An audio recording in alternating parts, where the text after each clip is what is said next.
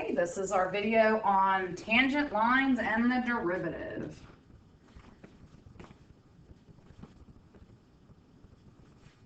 Okay, so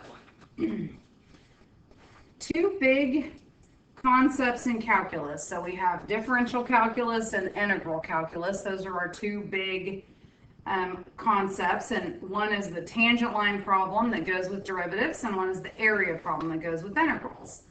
And then both of these are related to limits. And so we're going to work real careful to develop this one so that when we get to everything else that we use, we can apply it really quickly. And so we kind of understand the idea. So basically, in the previous lesson, we found the limit of the difference quotient where we had the distance between the points going towards 0. And we took that limit, and that gave us the slope of the tangent line. So that's actually called the derivative of a function. And if we have a derivative, we say it's differentiable. So we do have a lot of terminology in calculus that's super important to just pay attention to because we have to be able to communicate. So knowing what differentiable means. So here's the formal definition of derivative. And this is important. We're gonna find derivatives this way for a little bit, and then we will stop doing that, but we do need to be able to recognize it. So we do need to be able to look at it and understand that it's the definition of derivative. So we are gonna pay good, careful attention to it, but we will very quickly learn faster ways to do derivatives because there are formulas that simplify things. And so if we have this limit that exists, and then we have, if that f prime exists, so if this limit exists, f prime exists, then we say f is differentiable. Again, that's what differentiable means. Now, here are many ways to write the derivative of a function. So, f prime of x, and that's how we read that, is f prime of x, and we will use that one a lot. Most of the time, f prime of x. Y prime, the thing to be careful with is this is a shorthand that I don't want you to write, okay? I need to be able to recognize it, but you are not going to write that, okay? It's a brief shorthand, but it doesn't show the independent variable, and there's reasons, and it just, trust me and my many years of teaching to tell you, I'm not going to allow you to write y prime. You are either going to write f prime of x or dy dx. These are the two main ones that you will write all the time. Dy dx is how we say it, or the derivative of y with respect to x. That will make a lot more sense as we keep going. It'll totally make sense. Df dx is just, that's the name of the function. So we can put any letter there, like if it's the function is area, we can call it dA dx because it's the derivative of the area. So mainly that's still just the form dy dx. We're just using the function name instead of y. And then the other thing that we write often is, like, this is our way to write, basically, I'm going to take the derivative of f of x. So this is d dx of f of x, or the derivative of f at x. And so those are the three main ones that you'll see us writing all the time. Get used to that. You will see y prime written, so you will see this one written, but you are not to write it. Okay, so you need to recognize it. If somebody says, oh, find y prime, you need to understand what they're asking, but that's not how we're going to write it. Okay, so graphically, the derivative of a function is the slope of the tangent line at that point. Numerically, the derivative at a point is the limit of the slopes of the secant lines. So remember, it was a secant line, and then we let the distance between the points go to 0. So that's the derivative at a point. And verbally, we say that a function is differentiable at a certain point if and only if it has a defined slope there. So if a function does not have a tangent line at a certain point, then you can't have a slope there either, okay? So those kind of things go together. So A lot of this stuff will just super start to make sense, okay, as we do problems. So don't sit and like super memorize that. It'll just make sense. You're going to hear these terms, you're going to hear these words, and then you need to follow and understand what it's talking about. Okay, so we're going to use the limit process to find the derivative of this function. Okay, so in other words, we're going to do it sort of the long way. Okay, so here's a way we can write it. We're going to do d dx of 2x squared minus 3x. This is how I can tell you I am taking the derivative of that function, 2x squared minus 3x. I could also just put f of x inside those brackets, but that's what that's saying. Do the derivative, 2x squared minus 3x. So right now the definition of derivative is the limit as h goes to 0 of the difference quotient. Well, remember the difference quotient is f of x plus h. So you put x plus h in place of each of the x's. So that's f of x plus h minus parentheses f of x itself, and always minus parentheses because if there's more than one term, we don't want to make a mistake there, all over h. Okay, so now we're going to simplify. Now you can do the f of x plus h over to the side so that you can simplify all of that first and then come and write it back over. But we're not going to do enough of these, so I'm just going to go ahead and do it in the problem. So I'm going to square x plus h and then take each answer as I say it times 2, because that's what this first part says. So when you square x plus h, you get x squared. So I'll write 2x squared. You get plus 2xh's, right? Because there's two middle terms. So take that times 2, that's 4xh's, plus, and then you get h squared, and then again times the 2, so 2h squared. Okay, so that's just that first part. Now here I have to distribute, and be careful, it's minus 3 times x and minus 3 times h. So that will be minus 3x minus 3h. Same thing here, I need to distribute this minus sign throughout those parentheses, hence the reason for the parentheses, so I don't mess up. So that's minus 2x squared plus 3x. All of that is over h. Now, if this is a polynomial, then certain things are always going to happen. And so you'll know you've done it right if these things happen. You're going to have 2x squared, and you'll have minus 2x squared. You're going to have a minus 3x and a plus 3x. This part over here for polynomials, if you've done it right, will always cancel in with the first parts. That's if you've done it correctly, that will always happen.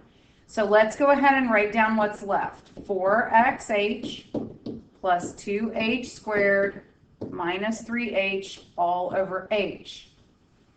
Now, technically what I'm doing is I'm factoring out an h. This step, if you are good with your algebra, you can skip it and go directly down here, but I'm going to do it. I'm going to write h times 4x plus 2h minus 3 all over h. So I factored out the h in the top, and the reason I did that is now I have a product, so h over h is 1. 1 times some stuff is still 1. Now alternately you could have just divided every term and taken out 1h, and so you could have gone directly to this step. If you start messing that up though, don't do it. Factor out the h. Okay, all of that was just to get to the point where I can actually do the limit now as h goes to 0. So remember what we do, we simply just substitute, right? First thing you do when you do a limit is substitute. So we're going to substitute 0 right there. So if we do that, we're going to end up with 4x minus 3. So what we found is dy dx for this function. So dy dx equals 4x minus 3. Okay, so what that is the general formula that gives me the derivatives at all the various points, or the slopes of the tangent lines at all the various points. Okay, so it's the generic formula. So if I want the slope at x equals 2, I would just simply plug in 2, and that would give me that slope. Okay, so that's what we found. Okay. So we're going to skip the next one because it's virtually the same thing. Okay, so we're going to skip that example. If you want some practice, you can certainly do that. All right, so now we're going to talk very, very briefly about the alternate form of the derivative. Okay, so another way to look at the derivative is so this is what we've been doing. So we have these 2 points. This is your difference quotient. And we're letting the h go to 0, okay, so we'll keep that part in there. H is going to 0 because that was the distance between those 2 points. So remember, you had 2 points here. You had an A, and you had, this point was A plus H. And so you were letting the points come closer and closer together by letting H go to 0, so that those 2 points went together to basically become the same point. Well, another way to do it is we could simply have A and X, okay? And we let X approach A. So if this is A and this is X, and we do the same thing, this says let X approach A. So we just let X go towards A. Same idea. Same thing will be true. The points will get closer together until they're in fact the same point. So the difference is, here is f of a, here is f of x. So your slope is again f of x minus f of a over x minus a. So it's the same idea, but instead of letting the distance between them go to 0, we let one point approach the other point, which is the same idea, okay, same thing. So sometimes that alternate definition can just be easier. Okay, so I'm actually not going to even do that example that's there because I don't use the alternative definition very often. So I'm just going to skip that example that's there because we're going to learn some easier ways to do some limits. Okay, so we're not going to do that example 4. Okay, so let's look at observations for the different formulas that you're doing. So if you're given a point and you want to find any of these things, you're given a point, A, f of a, okay, so the point 1, 3, okay, whatever it is. If you want to find instantaneous rate of change, slope of the tangent line, derivative, f prime of c, all of those things are the same, okay? So all of those things are you doing the same thing to find the instantaneous rate of change, slope of the tangent line, derivative, or f prime. All of those would be using this definition of derivative right here, okay? So all those things that are asked, and that's what we need to start working on, is knowing when to do that. If you're given 2 points and somebody says find average rate of change or slope of the secant line, or here's your slope formula, that's you find f of b minus f of a over b minus a. Okay, so instantaneous rate of change, slope of the tangent line, or derivative. Average rate of change is still just the slope of the secant line like it's always been. Okay, slope between 2 distinct points. Okay, so now let's do this one. This is example 4, so we'll look at 4a here. So this says find the slope of the tangent line to this hyperbola at x equals 3. If you don't remember what hyperbolas look like, don't worry about it. It doesn't really matter. We just want the slope of the tangent line. So as soon as somebody says slope of the tangent line, you're going to immediately think to yourself, that means find the derivative. Okay? So we're going to first use, it tells us to use the alternative formula. Okay? So we're going to find the slope of the tangent line at x equals 3. So this is a.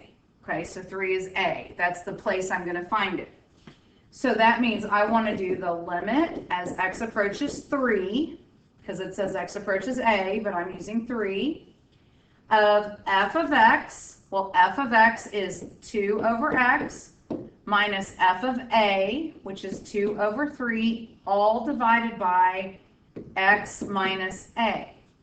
And a was 3. All right, now we need to do this limit. Well, what's the very first thing we do for limits always? We plug in the number, okay? So if you plug in 3, you're going to get 2 over 3 minus 2 over 3 minus 3. So you're going to get 0 over 0. So we can't do that. So what we're going to do is we're going to simplify this expression inside and see what happens. Now this is really important. This is going to start showing up on your weekly reviews because it's so important to remember how to better simplify these things, okay? So what we do is we're going to clear the denominator. So you're not going to get a common denominator in the top and add the terms together. We're going to get rid of those little denominators. So what you do is you look at your little denominators, okay, so that's the denominators of the fractions inside the fraction, and I'm going to find the least common denominator. Well, you have an x and a 3. So the least common denominator is 3x. So you are going to multiply the top by 3x, and you're going to multiply the bottom by 3x. So what you're actually multiplying by is 1, 3x over 3x, but it will serve the purpose of simplifying this expression because you're going to take 3x times 2 over x. So you're going to have, I'm going to do it over here. This is what you can be thinking, and you need to write it if you can't figure it out. You have 3x times 2 over x. Well, you have an x in the bottom and an x in the top, so that goes away. So you're left with a 6. Okay, minus, and no denominator, right? That's the point of why this works. Then you have 2/3 times 3x. So now you have 3 in the bottom, 3 in the top. That goes away. No denominator left. That's the reason this works. So you're left with 2x.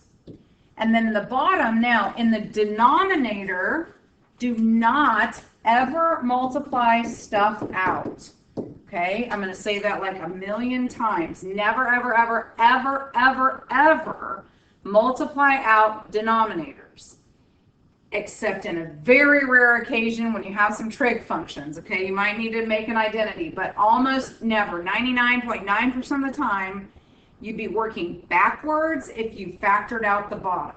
Okay, so, you multiplied out the bottom. Leave it 3x times x minus 3. Okay. Now, the reason we did that is because in order to simplify this fraction, for example, if you tried to plug in 3 now, you still get 0 over 0. Okay, try it. Plug 3 into the top, plug 3 into the bottom, you're still going to get 0 over 0. But the top can factor, and that's how we simplify fractions. So those two fractions have a 2 in common. You'll be left with 3 minus x. And the bottom is 3x over x minus 3. Well, that's almost the same thing. So here's the key and what's really important here. These don't cancel, but they are opposite. So they do cancel to a -1. Okay, 3 minus x and x minus 3 are opposites.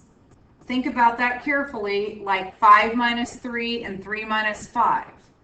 You're just going to get a different sign, okay? So it simplifies to -1. Then that means we end up with, now we can plug 3 in to the problem because we've gotten rid of some stuff. So I have -2 on the top and 3x on the bottom. And so I simplify it to -2 over 3x. Now, when we look at the problem says, oh, but I want you to do the slope at, oh, I'm sorry, I forgot to plug in. So I plug in 3, that's what I got inside. But if I plug in 3, I'm sorry, x is going to 3, because I forgot we already evaluated it. So x goes to 3, plug 3 in, you get -2 over 9, and I'm done. And there's my slope. So this is the slope when x equals 3. Okay. Now we're going to do the same thing using the other definition. So this is the original definition, I guess you want to say, for limits. So same problem. So we're going to do the limit as h goes to 0 and we're going to do f of a plus h. So the function, remember, the function is 2 over x. So we're going to replace a plus, or x, with a plus h. So we're going to have 2 over, instead of x, instead of 2 over x, it's 2 over a plus h. Minus f of a, which would be 2 over a, all divided by h. Now I put a's there, but actually they shouldn't be a's, right? Because remember, we're doing this at 3. So actually, I'm going to erase those a's and put a 3 in, because the formula has a value for a, and that is 3. Now, we're going to do the same thing here. We're going to simplify this complex fraction, that's a fraction inside a fraction, by multiplying by the top and bottom by the least common denominator. Now be careful here. The least common denominator, one denominator is a 3, one is 3 plus h. They have nothing in common. So you're going to multiply by 3 times 3 plus h. And then you're going to do the same thing to the bottom. Okay? Because remember that factors are things that multiply together. Okay? So 3 is not a factor of 3 plus h. Okay? 3 is a factor. That's this denominator. This denominator is a completely other factor, 3 plus h. So my least common denominator is 3 times 3 plus h. So now let's write down what I would have left. So again, you're going to distribute this whole thing times that. So you're going to have a 3 plus h in the top and a 3 plus h in the bottom. So again, I'm going to go over here to the side and write 2 over 3 plus h times 3 plus h. That's what I'm doing. I'm distributing. So now this entire 3 plus h and 3 plus h can cancel because they're whole factors. You're multiplying here, right? So it's a product. So I'm left with 6 minus, and then when you do the other one, you'll have 2 over 3 times 3 plus h. So now you're going to have 3 and 3 cancel. And so you're going to have 2 parentheses 3 plus h. That's what you're going to have in the top. All of that over 3h times 3 plus h. Remember, you do not multiply out the bottom. Do not distribute. Simply put 3h together because that's on the outside. Now, a lot of you might be looking at that and saying, oh yeah, it really looks good, like I could just cross off 3 plus h, but I cannot because this is subtraction. So I cannot just cross off 3 plus h. I'm going to have to distribute on the top. So I'm going to have 6 minus 2h, right? Distribute, all over 3h times 3 plus h. And then simplify the top. 6 minus 6 goes away. I'll have negative 2h over 3h times 3 plus h. Now that I'm multiplying, this h and this h can cancel because they make a 1. Now I can plug in h goes to 0. So plug 0 right there, and guess what you get? Negative 2 over 9. Okay, so it simplifies the same way. All right, so verbally speaking, you found all of these things. This is what's super important. You found the slope of the tangent line at x equals a. You found the instantaneous rate of change of f at x equals a. You found the derivative of f at x equals a, and you found the limit of the difference quotient of f at x equals a. So that's going to be the key to understanding what you are finding and how you know you need to do a derivative. If the problem asks you to do instantaneous rate of change, you say, oh, that means find the derivative. If it says find the derivative, I find the derivative. Slope of the tangent line, I find the derivative, okay? All of those things are going to tell you that. All right, so we're going to skip the next page. We're going to do that in class and talk about that. And I want to actually go to the back page where we understand So we'll do that in class with that notation and stuff, maybe. We're going to understand the derivative symbolically, okay? So we're going to, for each of the following expressions,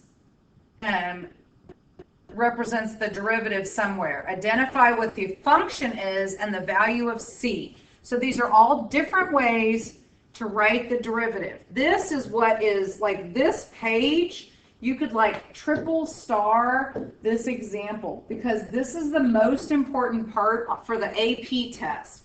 You need to recognize that that's what they're asking you, okay? Because later we'll learn how to find those derivatives in a much easier way, and I won't ever do the limit. I just need to know that that's literally what they're asking me, okay? So if we look at letter A, that tells me this is the limit, this is the derivative formula, and h going to 0 is a big hint, okay? That's a big hint that this is the formula for derivative. So what is the function here? Well, let's look at it. The first part is the function. So what is the function? Square root. So the function is the square root of x. Where am I doing this derivative? Like where it's the derivative where? Well, that's the h part, right? So it's at 4. So this is literally just asking me, I'm trying to find the derivative of the square root of x at 4. Okay, super important. So let's look at B. So B has a function minus a function that's had some numbers plugged in over h. So again, as soon as I see this, my mind thinks, oh, definition of derivative. So what's the function? Well, the function is clearly e to the cosine of, and then you got to figure out what it is. What's the cosine of x? Because remember that the plus h is kind of part of that formula. So this plus whatever, or sorry, not plus that, but the plus h is kind of, it's f of x plus h. Okay, so kind of ignore the plus h. That's the part you kind of ignore and say, oh, this is just e to the cosine of x. And then the value of c, where I'm taking the derivative, is at pi, because that's the number that's substituted there. Okay, so that number is pi. All right, let's look at C. So again, C, well, what function do you see there? So you see the h goes to 0, you see tangent. So clearly this function is tangent of something. Well, there's a 2 here. So it's tangent of 2x. And then we're evaluating it at c equals, well, what number is here instead of x? C is 2. So it's literally just asking you for the derivative of tangent of 2x at 2. All right, let's look at D. So D just looks a little weird because instead of writing over h, they wrote 1 over h in the front. But that's the same thing as writing ln of 6 plus h over 6 all over h. Okay, now the problem is I'm supposed to see something minus something, right? So let's simplify that. This is a ln of a quotient, so that can be written as ln of 6 plus h minus ln of 6 all over h. Well, now it looks a little different. Now I can see the function in there. The function is clearly ln of x, because ln of x plus h at c equals 6, because instead of x they have c. Now the bottom two are maybe even easier because the original, this one is, you know, the format is f of x minus f of a over x minus a. Well, so the function is super easy to see. It's x minus 1 squared, because now it doesn't have a plus h or anything in it. And then it's happening at, c equals a, which is 3. So it's even easier when it's in this alternative form. So again, here the function is super easy to see. It's third root of x minus 6. And then it's x minus negative 2 on the bottom. So that makes it at negative 2. And we'll actually look at these in class again after you've done some homework and stuff, and it'll start to make even more sense. Okay, so more examples that you do, it'll get even clearer. Okay, so that's it for this video, and we'll do the rest, or we'll do some more in class.